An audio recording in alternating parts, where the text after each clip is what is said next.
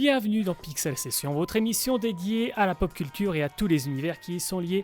Un tournage exceptionnel, toujours au sein du magasin Otaku Nodera situé en plein centre-ville de Nantes. Et que du manga ce soir, des conseils, des solutions, des possibilités, plein de choses. Bref, suivez-moi.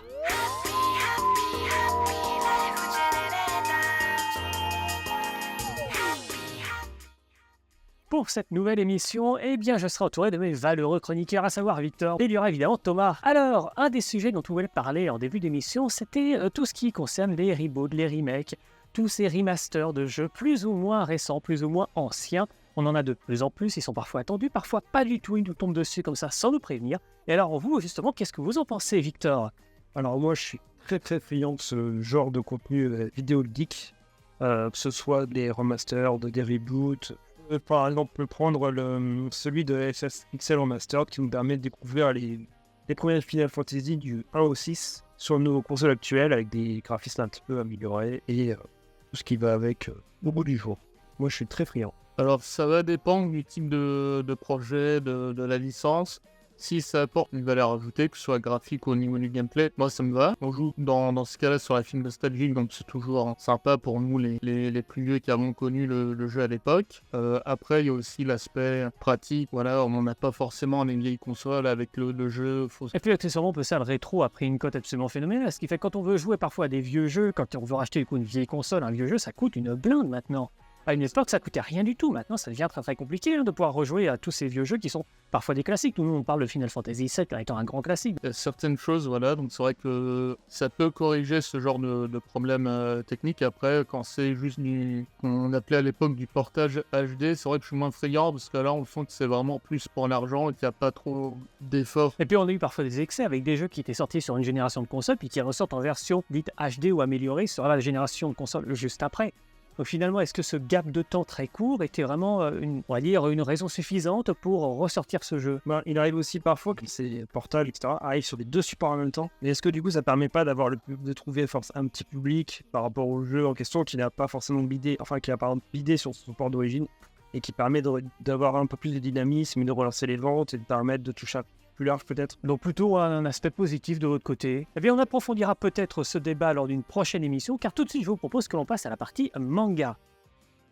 Alors, au niveau des mangas, on les a eu à toutes les sauces. On les a eu en Star, on les a eu en Sakura, on ne les compte plus, les Wars. Mais là, aujourd'hui, ce sera un Venus Wars avec Tommy. Oui, tout à fait, parce que j'ai parlé d'un grand classique de l'animation par chez nous, du manga au Japon, parce que Venus Wars, c'est un manga qui a été publié au Japon à partir de 86 jusqu'à 90. Voici le pavé, donc on est sur un grand format qui est très épais. Donc il y aura 2 volumes comme ça. De quoi ça parle Venus Wars ? Eh bien, en 2003, on a un astéroïde géant un peu glacé qui vient percuter Vénus et du coup, ça va modifier l'atmosphère. Du coup, en 2007, il va y avoir des gens qui vont envoyer une navette d'explorateurs. Et en 2012, il y a une autre navette qui est envoyée, on va dire d'une nation différente. Et de là, elle va commencer à y avoir du développement. Donc l'histoire de Venus Wars se passe en 2083. Donc Vénus est bien développé, l'homme s'est bien installé et il y a forcément des guerres pour savoir qui va dominer Vénus. Et on va retrouver une journaliste qui est envoyée de la Terre qui va découvrir une bande de bikers et qui va faire connaissance avec une équipe de jeunes motards qui aiment la mécanique. Ça, il va y avoir une invasion de la ville principale et notre équipe de motards va décider un petit peu de s'insurger et puis de pas rester là à rien faire, etc.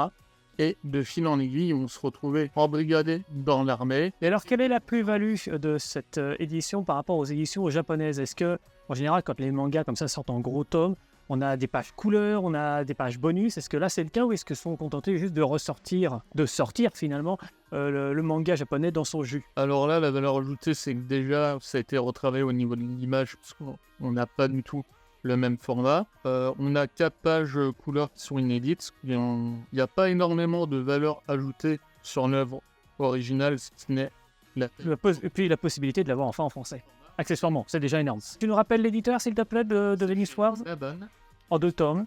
en 2 tomes. Voilà, le premier est sorti le mois dernier, je crois. Et Et est-ce que toi, tu as aimé? j'ai pas encore tout lu, mais j'ai beaucoup aimé le film qui est un grand classique. Là, ça me fait plaisir de le découvrir. Eh bien écoute, très bien pour ce premier manga que tu nous proposes. Une émission spécialisée sur le manga aujourd'hui. Voilà, je vous l'avais dit, vraiment on est thématisé. Mais tout de suite, je vous propose le petit jeu en milieu d'émission avec le public. Alors, je serai donc accompagné de Marie et Julie. Alors, enchanté. Le jeu est très simple. Il suffit tout simplement voilà, de prendre des petites, vraiment, ce sont des petites épées, là, ce sont des petites pièces qu'on enfonce dans chaque petit trou de Mario. Et c'est celle qui va faire sauter le Mario, eh bien, qui perd la partie. Et puis, l'autre remportera un petit porte-clés voilà, offert par l'émission Pixel Session. Alors, Marie, Julie, qui commence? Alors, Julie, alors manga, qu'est-ce que vous avez lu justement? Parce que c'est intéressant, moi je rencontre toujours des gens qui ont l'habitude de beaucoup lire de manga, mais alors vous qui en lisez peu, qu'est-ce que vous avez lu justement comme titre? Parcourir un peu One Piece et moi j'en lis pas. Ok, donc c'est chacun soirée séparée. C'est ça. Alors voilà, et paf, le Mario a sauté. En tout cas, je vous remercie d'être venu. Marie, félicitations. Hein. Julie, Julie, excuse-moi, c'est Marie qui a perdu, mais c'est Julie. Félicitations à vous deux. Merci d'être Merci. passé, en tout cas, c'était chouette. Et puis, à bientôt, peut-être. Et tout de suite, on continue bien avec la sélection manga de moi, pour une fois. Alors, pour ceux qui suivent mes aventures dans les différents médias parmi lesquels j'ai eu la chance de passer, eh bien, vous savez que les mangas, en général, je les aime bien courts, je les aime bien intenses, avec de belles histoires qui racontent plein de belles choses. Et puis, parfois, je me perds. Voilà, et là, je me suis bien perdu avec A Couple of Cuckoos. C'est un manga harem. Alors, pour ceux qui ne savent pas, en général, c'est un loser magnifique qui va, on ne sait quel, finalement, miracle, se retrouver convoité par plein de très jolies filles, puisque c'est illustré par Miki Yoshikawa. Alors, c'est pas quelqu'un qui a fait beaucoup d'œuvres très très connues pour le moment. C'est sorti en France en 2022, depuis 2022, avec Pika Édition. Et alors, qu'est-ce que ça raconte? Eh bien, ce sont tout simplement 2 jeunes bébés qui vont naître à peu près au même moment et qui vont se retrouver échangés à la maternité. Le garçon est le fils d'une famille qui tient un petit restaurant de quartier, le genre de quartier un petit peu qu'on trouve dans les angles de rue au Japon, un peu sympa. Et puis, la fille, elle, est issue, enfin, en tout cas, va être élevée par la famille de très riches hôteliers. Et puis, ils vont se rendre compte, ces 2 familles, que, oui, il y a eu un échange. Et qu'est-ce qu'il y a de mieux pour rapprocher les enfants? Un mariage? Ils vont les marier. Évidemment, ils ne veulent absolument pas, parce que lui est déjà amoureux de notre fille, et puis elle ne veut absolument pas ce mariage arrangé, ça ne l'intéresse pas du tout. Et ils vont être obligés de vivre ensemble, et à partir de là, eh bien, il y a plein d'aventures avec plein de filles qui vont se rajouter. Des histoires plus ou moins cheloues, parce que finalement, la sœur qui n'est plus la sœur, qui commence à devenir amoureuse, on l'avait vu venir, et là, c'est franchement creepy. Ça tire en longueur, voilà, très clairement, en termes de scénario, on n'est pas sur du exceptionnellement bon. Hein, voilà, on va pas être sur du grand manga tranche de vie, mais ça marche, j'adore ce manga. Moi, ça me rappelle la folle époque de Lovina. On est vraiment typiquement là-dedans. J'adore, c'est mon petit péché mignon, voilà, et là, je vous en parle parce que le tome 16 est sorti ce mercredi, voilà, tout juste, et ça fonctionne bien. Honnêtement, l'histoire fonctionne bien, ça me plaît, je trouve ça vraiment sympa, le dessin est très joli. Si jamais la version manga ne vous... Enfin voilà, si lire des mangas ça ne vous intéresse pas spécialement, vous avez la possibilité évidemment de regarder l'animé qui lui aussi est sorti depuis maintenant 2022 en même temps. Et alors, Victor, une question, je sais que ça t'intéresse. Oui, là. Non, ça va. En fait, moi, c'est par rapport à ça. Je vois que tu nous parles du coup du 16e tome, donc ça veut dire que tu as lu les 15 premiers. Eh oui. Donc je suppose que tu aimes bien la série, parce que sinon tu n'aurais pas lu les ces 16 volumes. Je sais pas d'ailleurs si tu as lu. Ah mais je ne lis que ce... Enfin, je ne parle que de ce que j'aime et de ce que j'ai lu, évidemment. Oui. Donc, est-ce que tu as lu ce petit tome 16 qui est sorti Je vais aujourd'hui? commencer parce qu'il est sorti aujourd'hui, donc forcément, Même pas fini. je n'ai pas eu le temps de le finir, vous vous rendez compte. Mais pour l'instant, c'est toujours aussi bien. Donc, gros coup de cœur en ce qui me concerne. Et puis, voilà, je vous avais annoncé du manga. On va encore parler de manga, puisque ce coup-ci, c'est Lola qui va nous rejoindre pour sa petite sélection de manga de la soirée.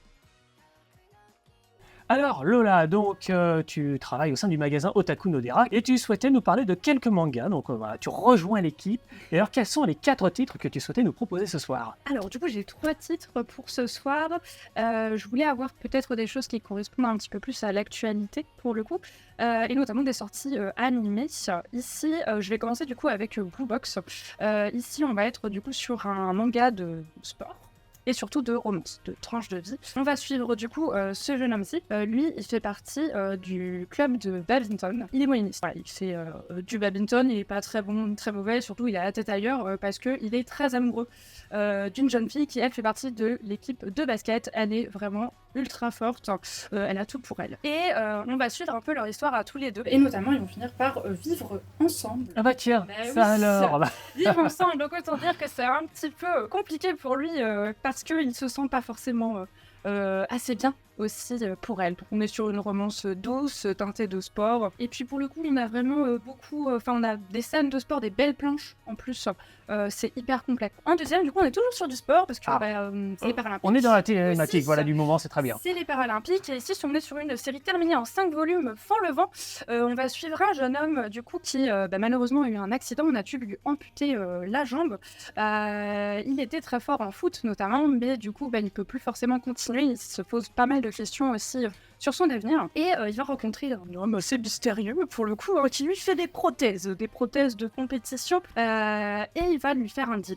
Il va lui dire, écoute, je te fournis des prothèses incroyables. En échange, tu tentes ta chance, notamment à la course. Donc il va découvrir un nouveau sport. Pour le coup, on est vraiment sur une très très bonne série aussi. Ça fait du bien aussi d'avoir des titres de sport qui vont traiter de handisport aussi. Oui, c'est très bien, ce serait sachant- pas assez mis en avant, donc c'est Ouais. super. Petit clin d'œil à Akata aussi, parce qu'il y a 5% qui est reversé du coup à la Fédération Française Handisport. Et en dernier du coup, parce que... Ah bah oui, je pensais que tu parlais de 4 Ouais. mangas, mais en fait, non. J'ai pris deuxième pour avoir... C'est ça, t'as triché, ah d'accord. Oui, j'ai un peu triché. Et alors du coup, ton troisième Ouais, manga, comme on était troisième très tranche titre. de vie jusqu'ici, on s'est dit pourquoi pas un manga hyper nerveux. Ça peut être sympa aussi. Gashakuta, Fire Force vient de se finir, et ici l'autrice c'était l'ancienne assistante de l'auteur. Donc elle a été formée auprès de bonnes personnes. hein. Exactement, et il dit que Dieu vient d'elle également, et il a raison, parce que son titre il est incroyable. On va être dans une société dystopique, on est sur une ville céleste où plus on est pauvre, plus on vit près du vide, et plus on est riche, plus on vit au milieu. La tag est D'accord, ça. oui. Ça, on a On déjà voit. vu. En revanche, c'est le vide en dessous. Et D'accord. la notion de justice dans cette ville, elle est hyper violente. C'est-à-dire que si on commet un crime, on est un déchet. Et qu'est-ce qu'on fait avec les déchets? On les jette. On les recycle plutôt. La fin, visiblement. Et donc, du coup, notre héros ici, qui a l'air d'aller très très bien, il va être victime d'une injustice, il va être balancé et découvrir qu'en bas, il y a tout un monde qui est très empreint de vengeance également. Le seul truc qu'il a pour lui, c'est ses gants, laissés en héritage, qui ne sont pas des moufles classiques. Et est-ce que tu connais le fameux manga harem présenté par Damien juste avant? Évidemment, mais oui. On est sur de la tranche de vie quelque part. hein, c'est- Quelque part, on est sur de la tranche de vie. Et ce qui est cool aussi dans ce genre de romance, c'est que tu as beaucoup d'ambiance très comédie, très quiproquo. On se retrouve dans des situations assez rocambolesques. Est-ce qu'on pourrait dire un peu un crossover avec tout, avec un manga harem dans lequel il y a du badminton et des prothèses avec des moufles? Ça serait pas le manga parfait? Faudrait demander si Écoute, ça existe. Lance-toi. Peut-être vas-y. encore édité. Nous, on n'assume ouais, pas, ouais. mais débrouille-toi. Eh bien, merci Lola en tout cas pour ta Merci petite à vous. sélection. Et puis, quant à nous, on se retrouve pour une prochaine émission, toujours sur NTV évidemment. Je vous invite d'ailleurs à retourner sur le site NTV. Il y a plein de choses, il y a plein de trucs très très différents. Vous allez voir, c'est très éclectique, on aime beaucoup. Puis, venir faire un petit tour à Otaku Nodera pour voir tous ces mangas qu'on vous a proposés pour notre émission un petit peu thématique. En attendant, on vous souhaite bien de très bonnes journées, de très bons moments. Et puis surtout, à très vite. Salut!